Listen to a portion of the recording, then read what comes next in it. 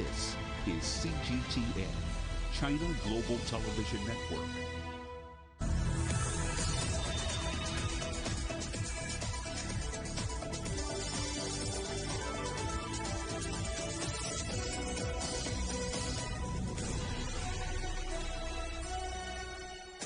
Live from London, this is Global Business. Hello, welcome to the programme. I'm Jamie Owen. And I'm Naweed Jabarkil. Our top stories. China tells the United Nations how it plans to cut carbon emissions ahead of the Glasgow Climate Summit COP26. Our other headlines, President Joe Biden is speaking now, outlining his plans to rebuild American infrastructure. We'll have all of the details. France detains a British vessel as the two countries clash over fishing licenses after Brexit. From Athens to Belgrade, China's foreign minister continues his tour of European capitals. And escape from reality, how China's virtual influencers are making real money.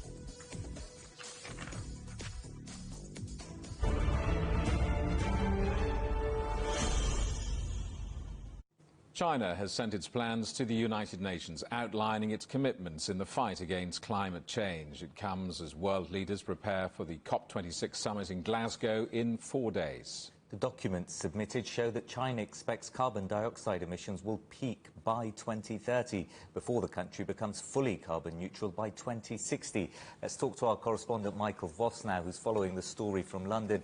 Michael, what pledges has China committed to here?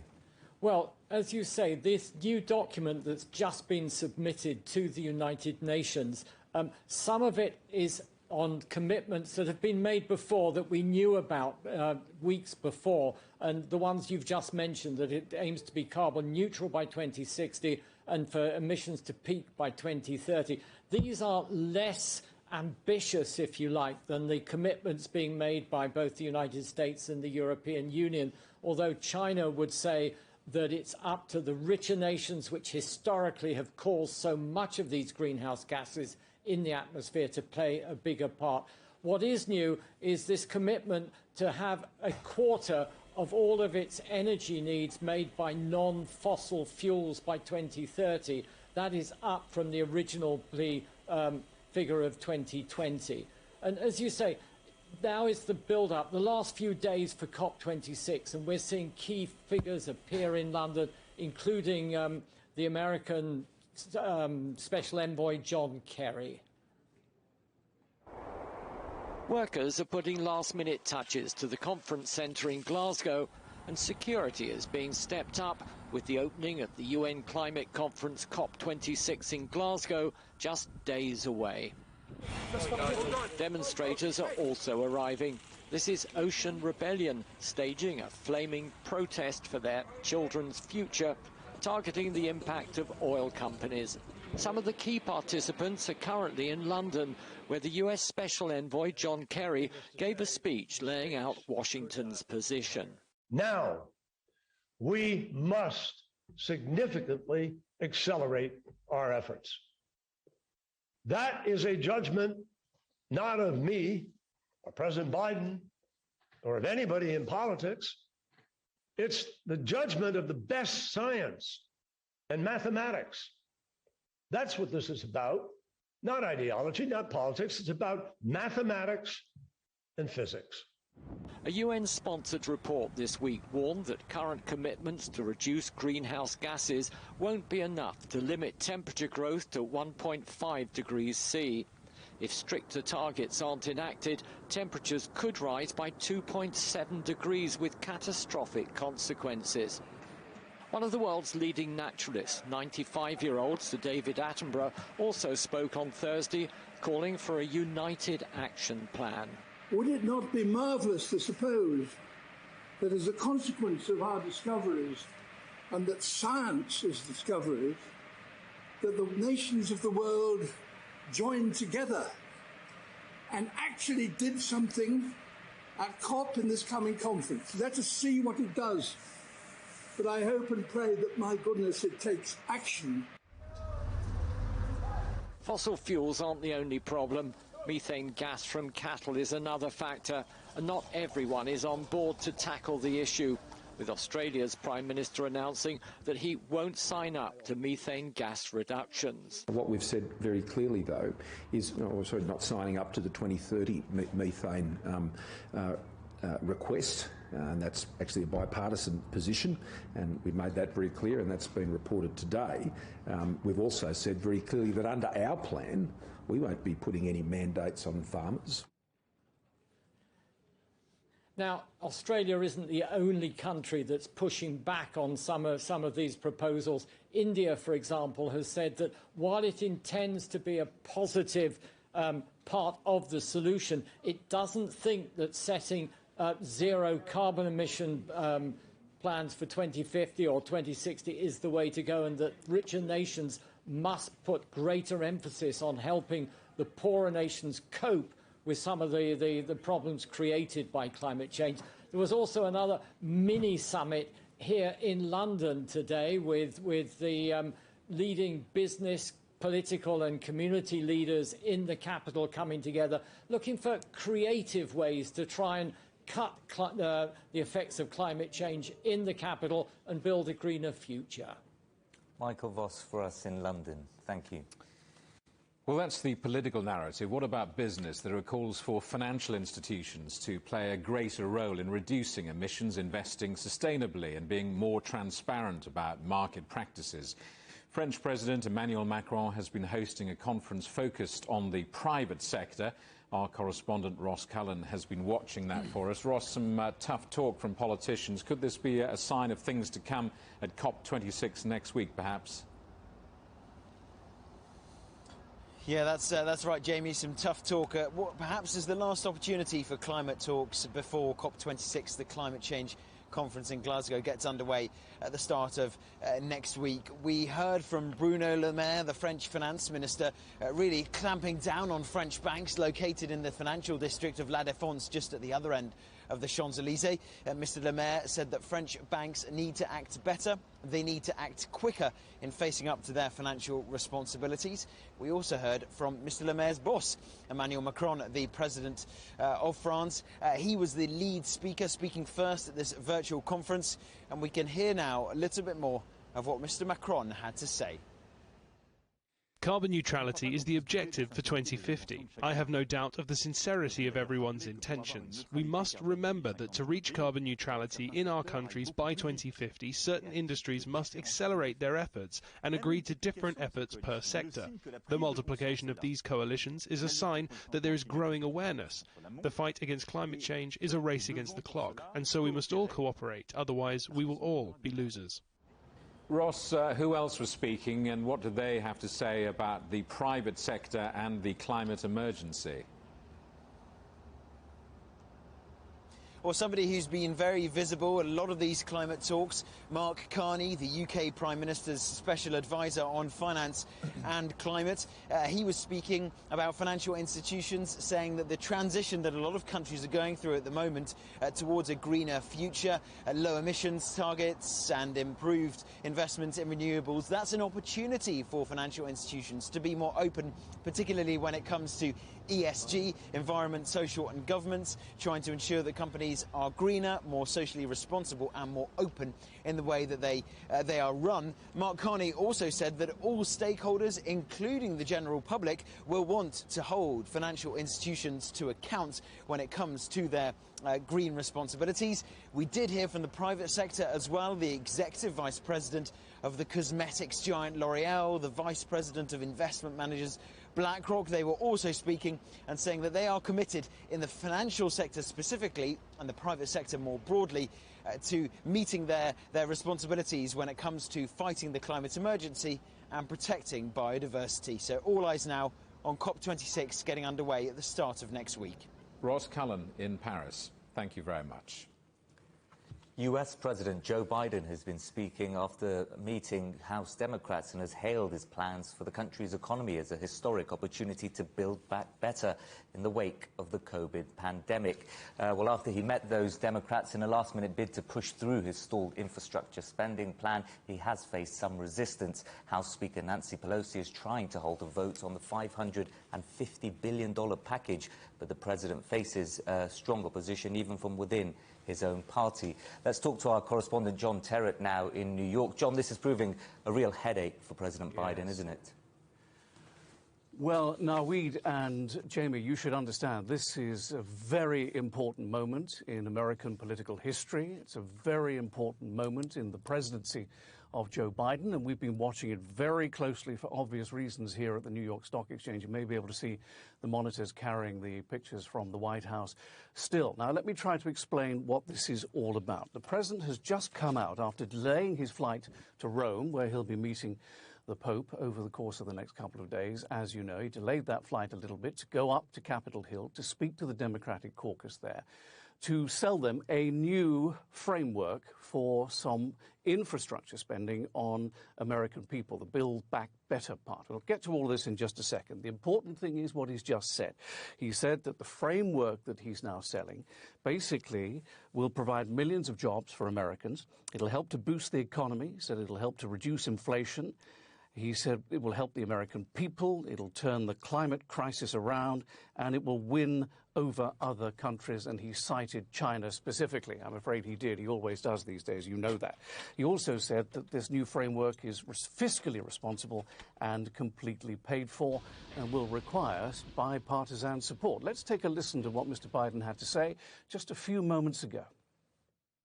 These are not about left versus right, or moderate versus progressive, or anything else that pits Americans against one another.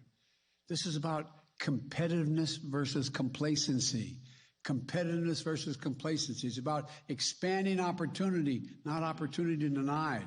It's about leading the world or letting the world pass us by.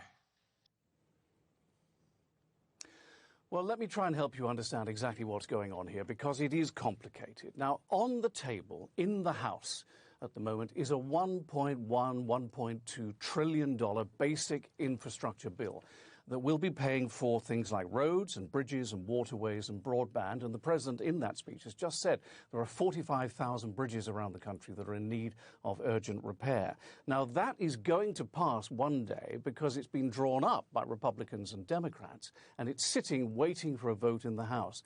But they can't get to that vote until there is agreement on a much bigger spending plan, the so-called Human Infrastructure Plan, the BBB, which is in the Senate. Now, it was $3.5 trillion.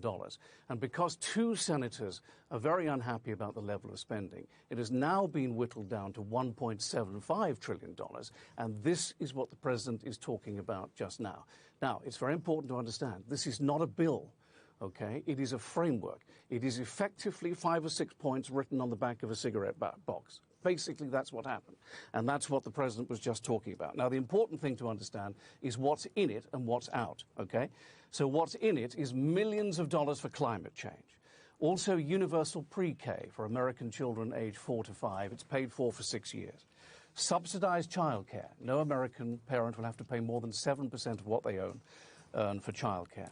There's an extension of the child tax credit for 1 year. That's what I always call that, a sort of tax credit to have children, effectively.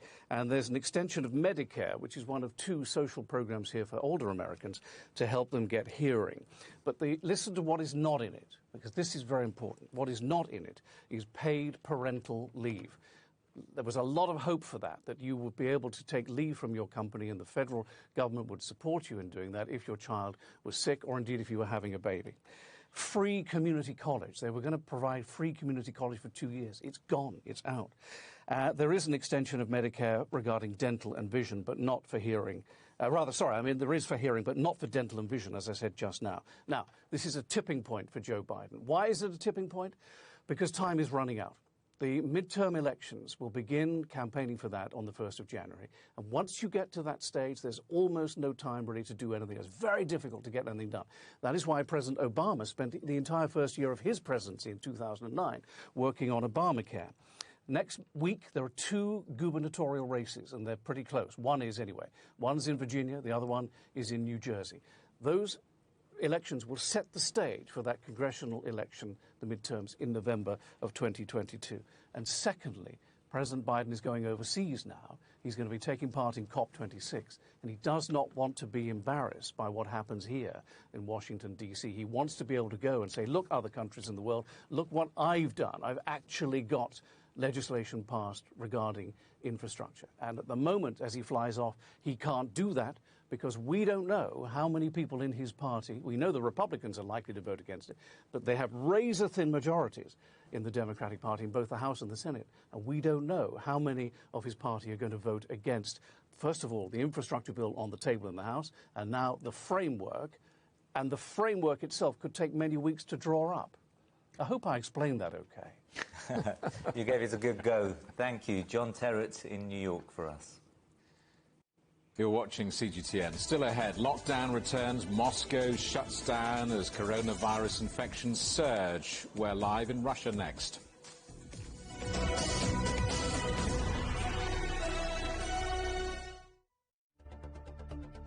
Events have consequences. Words create impact. One more offensive in a long line of battles that's been ongoing for more. Just got to be careful here with some gunshots. Excuse us, excuse us. The world today matters for your world tomorrow. The number of casualties is growing quickly. Why, this is one of the hardest hit towns in the region. The world today, every day on CGTN.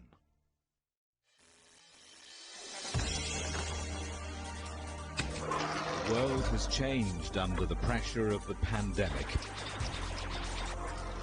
For many of us, life is returning to some kind of normal.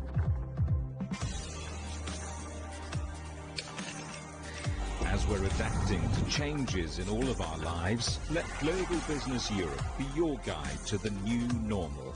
Join us weekdays on CGTN. Climate change is happening right now. World leaders prepare for vital talks that will change the course of humanity. Action could save millions of lives. Failure could cost many more. Do they have the will to act quickly? Does the planet have the time to wait? Follow full coverage from the COP26 climate talks here on CGTN.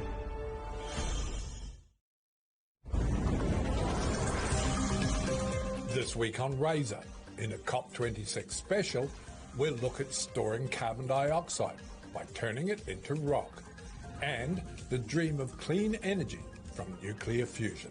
The main advantage is that no CO2 is produced through the fusion process, so fusion is the perfect energy to combat climate change.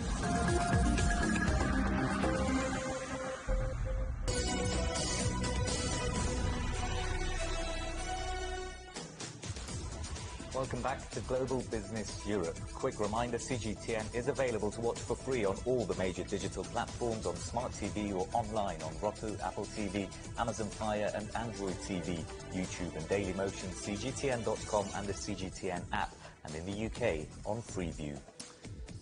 A British trawler is being held by French authorities and a second ship has been fined. France says they were caught fishing in its waters without proper licences.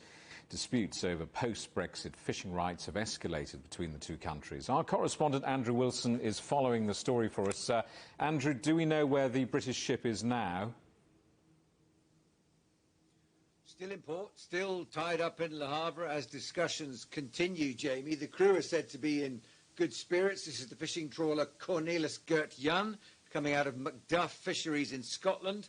The crew was seized by French authorities on the grounds they did not have the licence to be fishing in the area they were in. Now, this is all about quite a sensitive area of water just off the coast of Le Havre.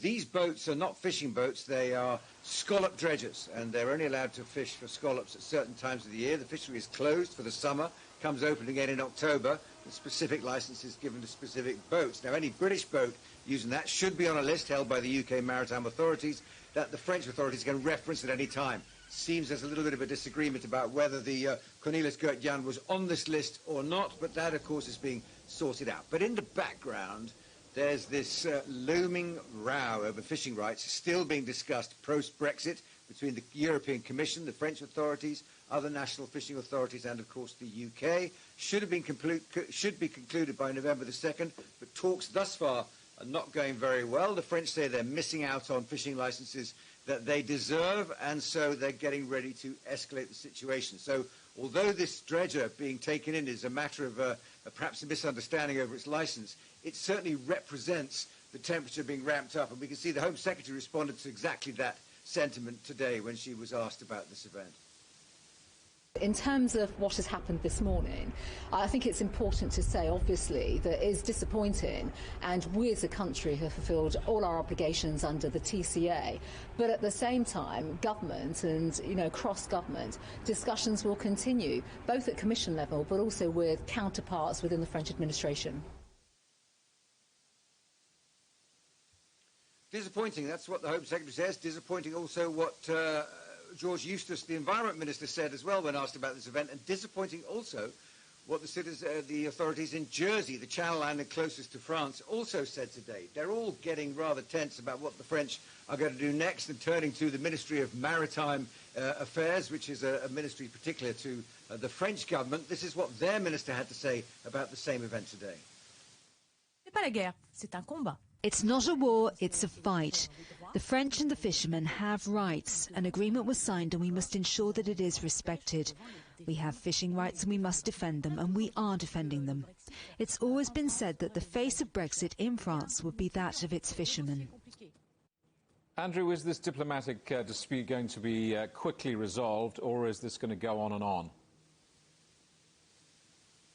It's difficult. This whole business of fisheries, as you remember, during the Brexit negotiations, were the biggest sticking point. They don't really represent much of anyone's economy, but they are something that have a great deal of importance, sentimentality, and election-wise as well for both countries. And bear in mind also that the French are about to go into a presidential election season, so President Macron doesn't really be seen to be backing down to anyone, particularly the British, at this particular moment. The French say they're going to escalate already. Come Tuesday next week, they will prevent British trawlers from offloading in French ports. That's about 5% of how British seafood gets into the French markets. The rest come by freight or through the Channel Tunnel.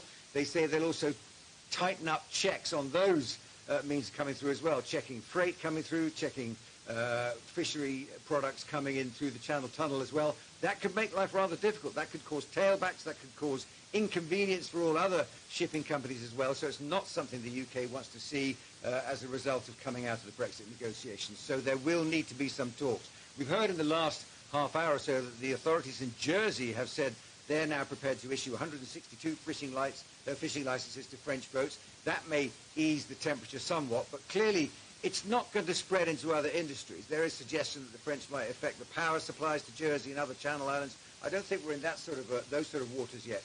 But there's definitely a determination on the part of the French fisheries, backed by the French government, to make sure they get something back out of these rather hotly disputed fisheries talks that still drag on way after Brexit was supposed to have been concluded. Andrew, thanks for that. Andrew Wilson, our correspondent there. Europe's largest car maker, Volkswagen, has suffered a hit in the third quarter as the auto sector continues to struggle with a global chip shortage. Operating profits between July and September came in at $3.25 billion, down 12% compared to last year. Shares fell almost 4% as Volkswagen cut its outlook for deliveries, toned down sales expectations and warned of job cuts. The pandemic cut migration to developed countries by more than 30%, according to the latest figures. The Organisation for Economic Cooperation and Development says its member countries recorded 3.7 million arrivals last year. That's the lowest level since the year 2003. The main recipient of migrants, the United States, saw a decrease there of 44%. Fuel stations in many parts of China have begun rationing diesel amid rising costs and falling supplies. China Petroleum and Chemical Corporation, the world's largest oil refiner, says it will step up diesel production to bridge the supply gap. It's asking refineries to increase output by 29% compared with the same period last year. The low-cost carrier Norwegian Air says revenues for the third quarter are up 68% as passenger numbers bounce back from a turbulent start to 2021. The company was rescued from bankruptcy earlier this year, but the CEO says the carrier is now in a strong financial position. The European Central Bank is keeping interest rates and monetary policy unchanged despite rising inflation. President Christine Lagarde has pushed back against market bets of a rate hike early next year, instead saying she expects price pressures to ease in 2022. Let's talk to our correspondent Ryan Thompson in Frankfurt for us.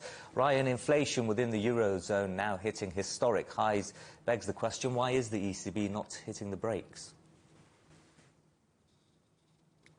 Exactly. Eurozone inflation is hitting levels not really seen since the early 90s. The latest consumer price index data released this afternoon put inflation in Spain at 5.5% and here in Germany, Europe's largest economy, at 4.6%, ultimately beating analysts' expectations.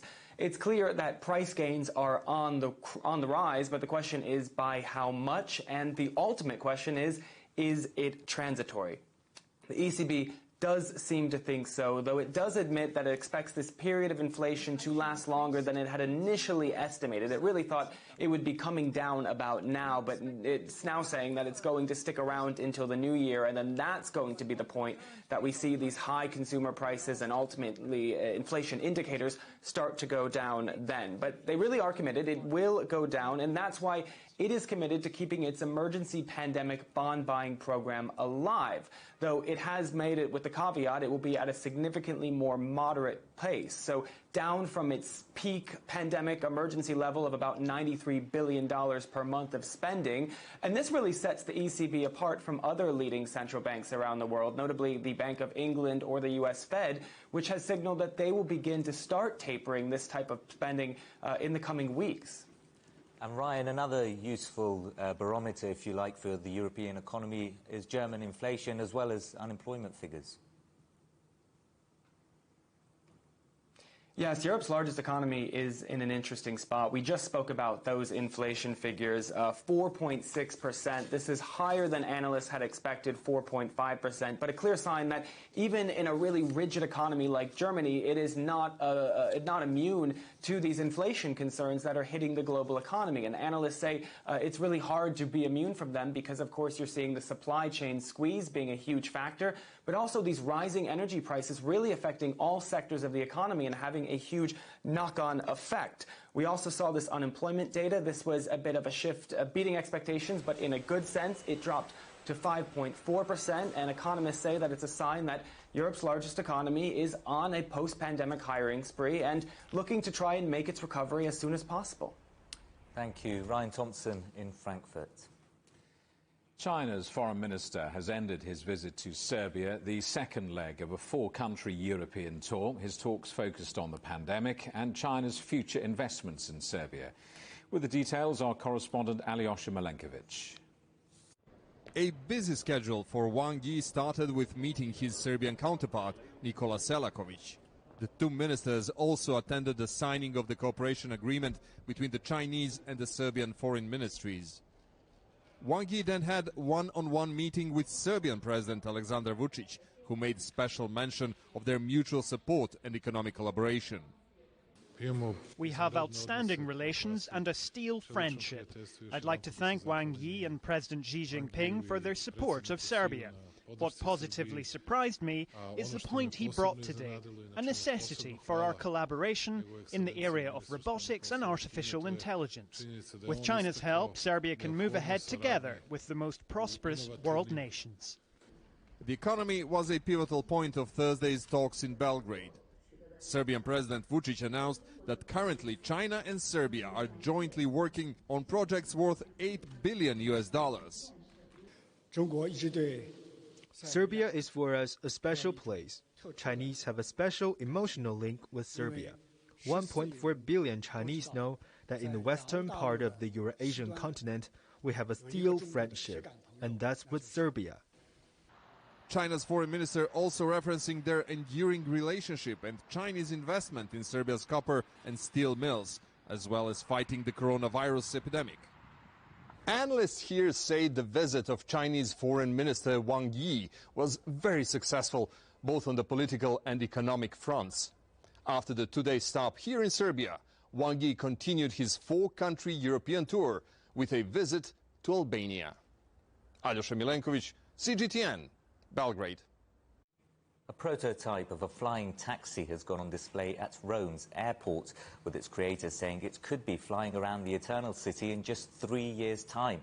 It's the brainchild of a German startup backed in part by China's Geely Automotive.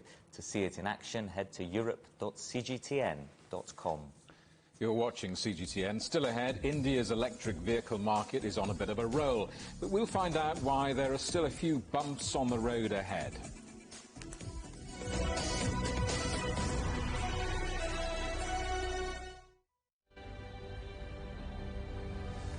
It's the first day in Germany that vaccination centers like this one are offering a third jab. There are fears there could be a fifth wave of COVID-19 cases. Market watchers have a keen eye on infection rates, safety and efficacy of COVID-19 shots. France closed schools in the first lockdown in spring last year. France has been a leader in vaccinating youngsters.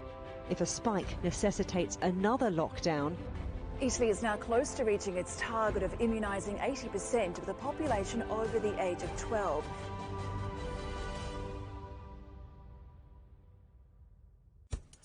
On the agenda with me, Stephen Cole, we look up into space.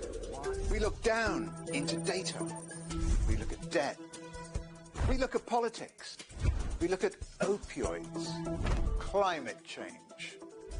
We look at all the issues that really matter around the world. But you matter too. We want to tell the stories you want to see and hear about. Make it your agenda.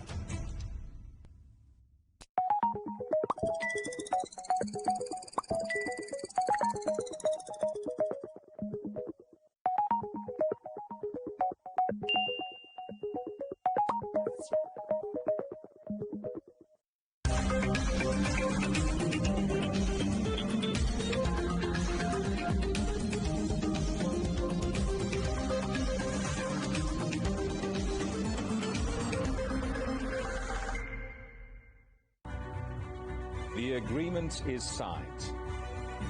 But what is the real deal now the UK has left the EU? For trade, for business, for the city, for ordinary people. Make sense of Brexit with CGTN.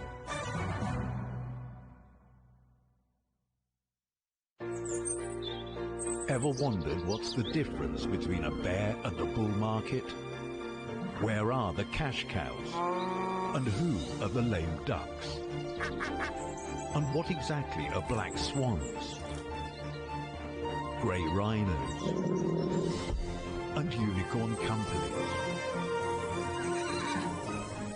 Make sense of it all with Global Business, only on CGTN.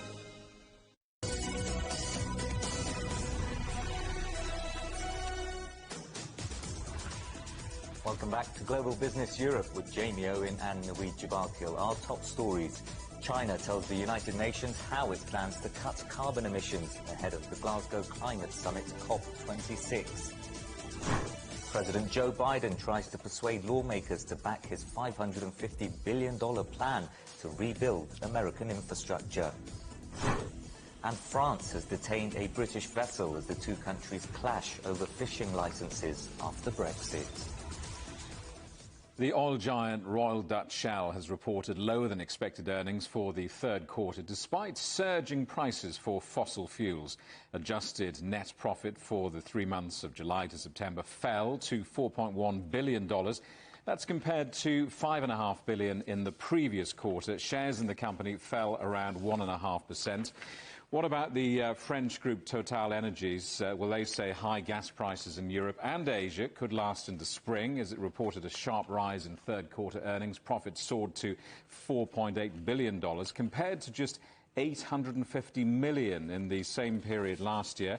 Meanwhile, one of the world's largest pension funds, ABP of the Netherlands, says it'll sell $17.5 billion of fossil fuel investments by the year 2023. The holdings in around 80 oil, coal and gas companies, including Shell, account for 3% of ABP's total assets.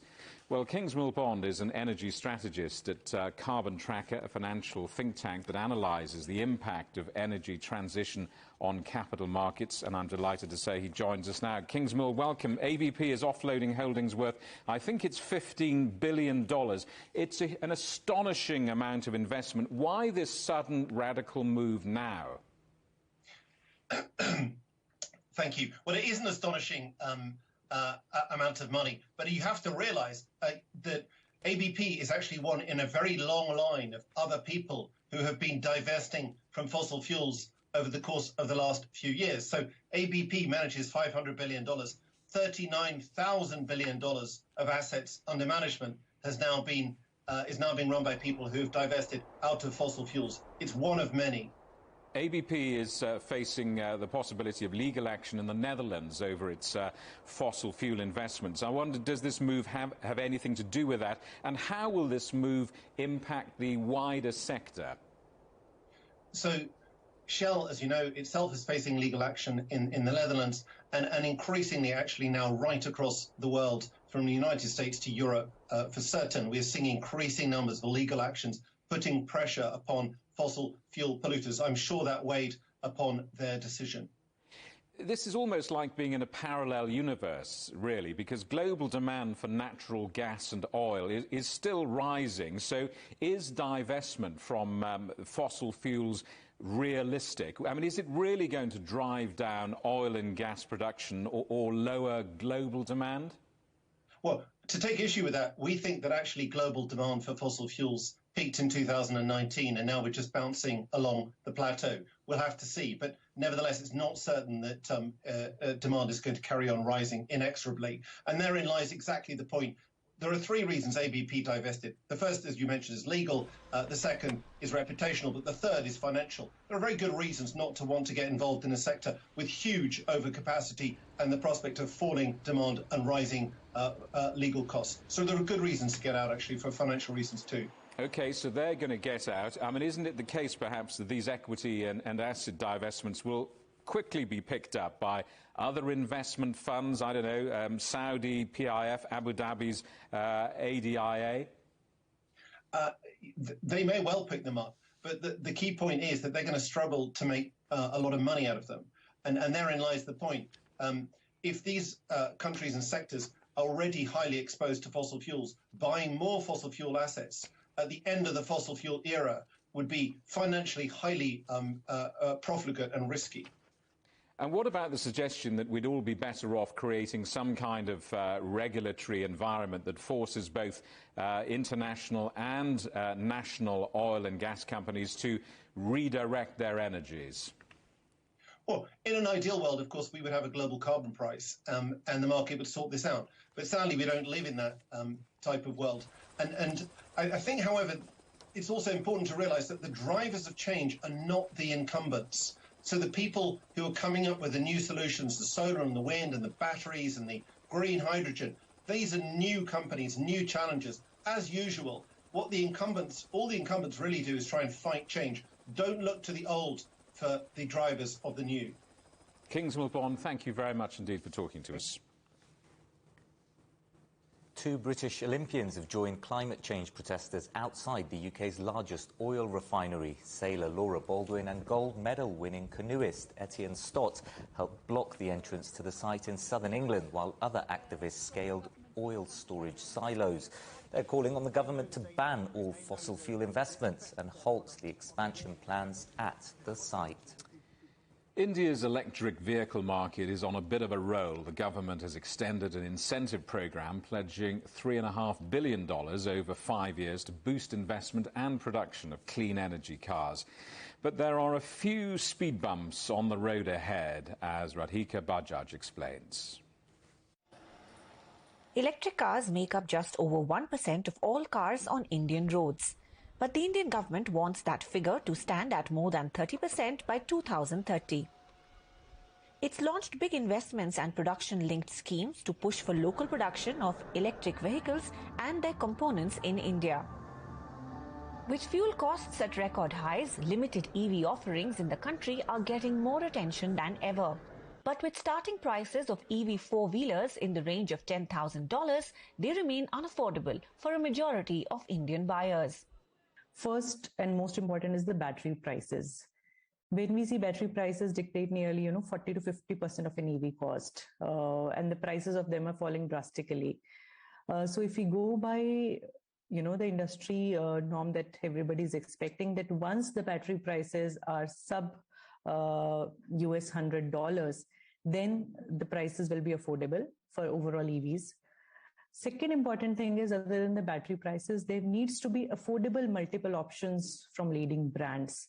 That can only happen if the scale is achieved. Once the scale is achieved, that will automatically drive down the prices. Several key manufacturers have not yet committed to bringing EVs to India, and charging infrastructure is developing slower than desired. There are about 1,300 EV charging stations across India compared to the 70,000 fuel stations. So a buyer's range anxiety is not unexpected. But it's not as big of an obstacle for some electric vehicles.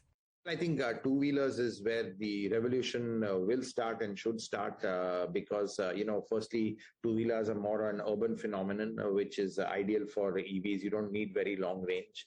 Even charging two-wheelers as EVs, there's even a possibility of swappable batteries because the batteries are small. You can literally swap them, which is not possible in cars. So generally, the overall ecosystem and just the logistics of owning and charging an EV is much easier in the two-wheeler space. The number of electric two-wheel vehicles sold in India grew to nearly 145,000 units in the last financial year, and manufacturers are taking note.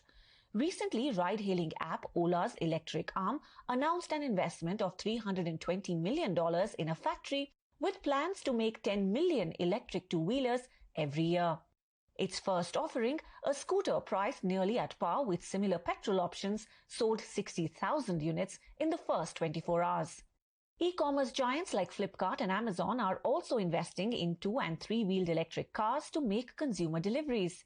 Experts say the opportunity in this space is huge, but manufacturers will need to put their foot to the pedal to latch on to the market potential of EVs. Radhika Bajaj, CGTN, Mumbai.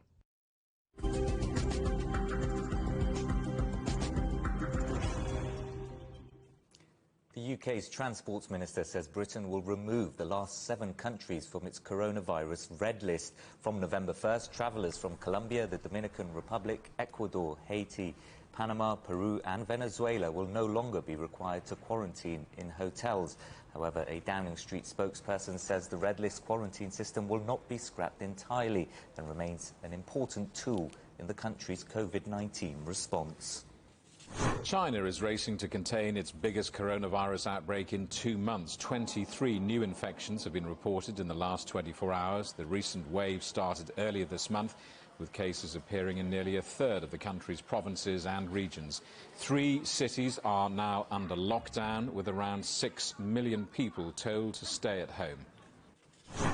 Hungary is introducing new COVID measures after a sudden spike in cases. Employees at state institutions will be given mandatory booster jabs, and mask wearing will be compulsory on public transport from next Monday. Over 4,000 new infections have been reported in the country, with daily cases doubling from a week ago. Moscow has gone into partial lockdown as Russia battles its worst wave of COVID-19 infections. Yet another record number of cases has been posted, more than 40,000 in the last 24 hours, with over 1,100 deaths. Julia Chapman reports. Russia's pandemic is becoming increasingly uncomfortable. The country is facing its toughest moment yet, with soaring cases and one of the highest death rates in the world. Moscow is the worst affected region, so officials here are trying new ways to get the spread under control, including introducing free rapid antigen testing. This kind of early active diagnosis allows us to localize the hotbed of infection, even if it's a light, symptomless form of illness. We don't just identify the person themselves, but their contacts. We follow the family. So we expect that this testing, along with the vaccination, will allow for the reduction of the tense situation. As COVID cases have risen rapidly, so too has demand for testing with quick results. Russia has never had this many positive tests for COVID-19. So after months of minimal measures, authorities are bringing in new restrictions. They're the toughest ones the country has seen in nearly 18 months. The rules vary from region to region, but the whole country will have a week-long paid holiday. We see that the situation with coronavirus is extremely serious in all regions of the Russian Federation. The rate of sickness is very high. Unfortunately, in hospitals, many patients are in a serious condition. In most cases, these are people who haven't been vaccinated on time, and doctors are fighting to save their lives. Moscow is one of the first regions to start its partial lockdown. It's a move the service sector has met with frustration. Its workers were already subject to vaccine mandates earlier this year. At this chain, more than 80% of employees are inoculated, compared to just 33% of the country as a whole. Although we're observing all anti-COVID measures, they still want us to close down. Of course that upsets us. We're asking the government to change the order and allow the beauty industry to continue working. It's very unfair that the shadow sector will continue to earn money without anyone monitoring their anti-COVID measures. Critics say the measures punish the vaccinated without incentivizing the unvaccinated. But the announcement of new restrictions has already sent vaccine rates rising. Officials hope a light lockdown will be enough to bring the situation under control. Julia Chapman, CGTN, Moscow. The World Bank has suspended aid to Sudan following Monday's military coup. Protests have continued across the country after troops ousted the interim government, a move generals claim was needed to avoid civil war. The World Bank says the collapse of democratic rule is a threat to economic recovery in Sudan and has called for peace to be restored. China's foreign and defense ministries have reiterated Beijing's strong opposition to all contact between Taipei and Washington. The separate statements followed an official confirmation that some U.S. troops were present on the island to train soldiers. China's defense ministry said the army would stay on high alert to swiftly respond to provocation. Aid agencies in Afghanistan have distributed food, blankets and cash to 130 displaced families in Kabul amid rising poverty and warnings of starvation. Some 700,000 people, mostly women and children, have been displaced this year alone. The man who organised the flight that crashed, killing footballer Emiliano Sala and his pilot, has been found guilty of endangering the safety of an aircraft. David Henderson asked pilot David Ibbotson to fly the plane in 2019, knowing that he lacked the required licenses. Sala was on his way to Cardiff City following his $20 million transfer from Nantes in France. You're watching CGTN. Still ahead here, how people on Spain's La Palma island are coping after weeks of volcanic eruptions and toxic gas.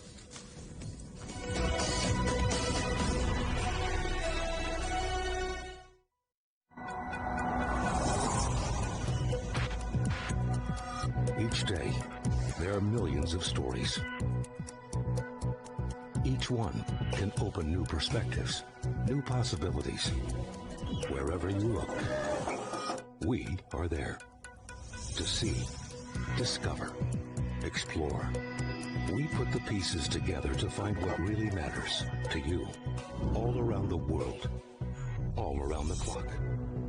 Our reporters are at home across the globe.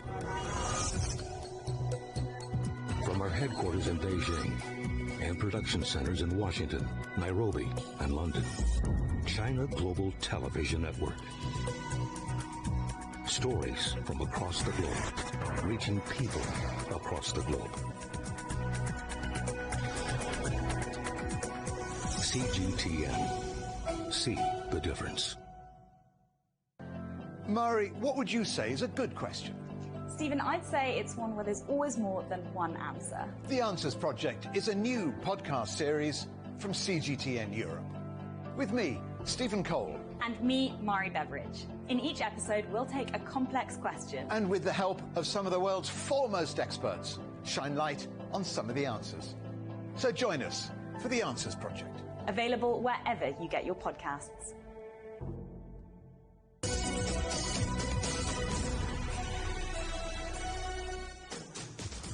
Welcome back to Global Business Europe. Spanish Prime Minister Pedro Sanchez will make another visit to the Canary island of La Palma this weekend to assess the crisis caused by a volcano spewing lava since mid-September. Experts believe the eruptions could continue for some time yet. Rahul Pathak reports.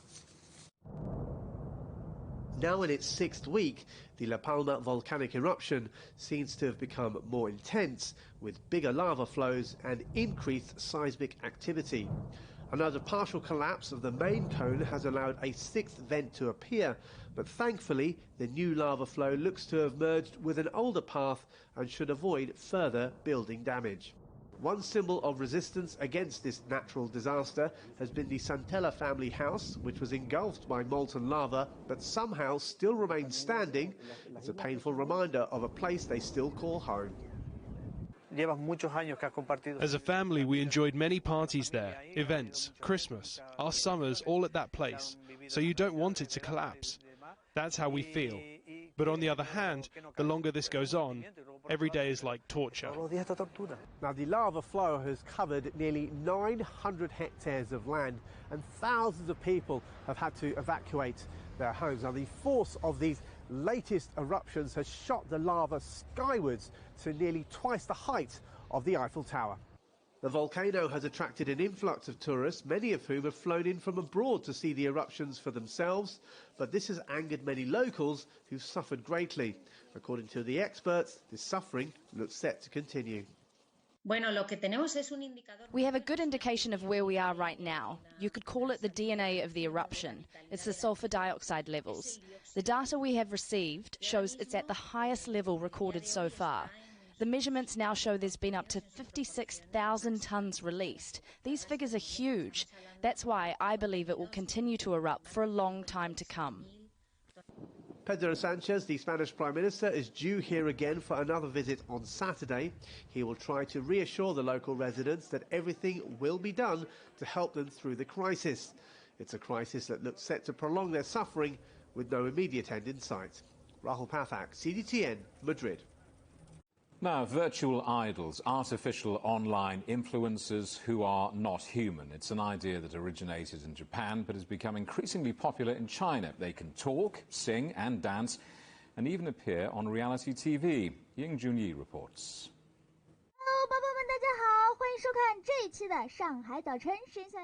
The news anchor on the screen is not a real person, but a virtual host named Shen Xiaoya.